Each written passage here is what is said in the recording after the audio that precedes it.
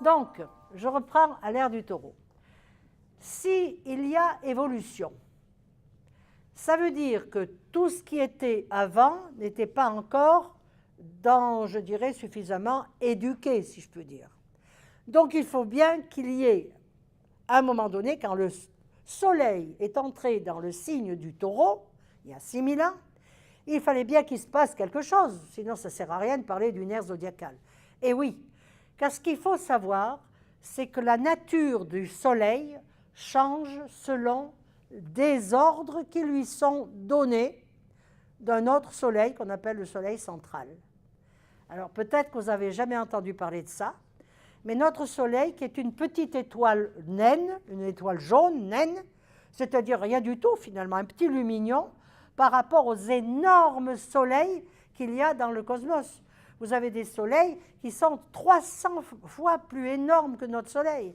Alors vous imaginez, bon, ça ne pouvait pas faire avec nous, hein. On n'aurait même pas eu le temps de faire ouf, nous étions grillés. Un sacré barbecue qu'il aurait fait là, hein. Bon. Ce n'est pas dit d'ailleurs qu'il n'est pas en train d'en faire un autre, d'en préparer un autre, hein.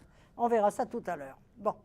Donc, le Soleil qui entre dans le signe du Taureau il y a 6000 ans va avoir des propriétés tout à fait particulières en fonction de ce que l'être conscient veut obtenir des hommes, des humanités de l'époque, il y a 6000 ans. Vous voyez ?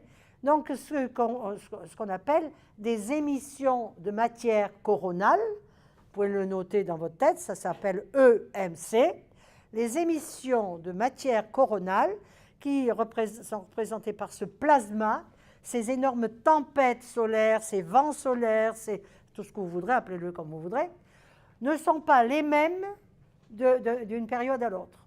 Et actuellement même, il faut dire que les émissions de matière coronale actuelles vont à une vitesse grand V.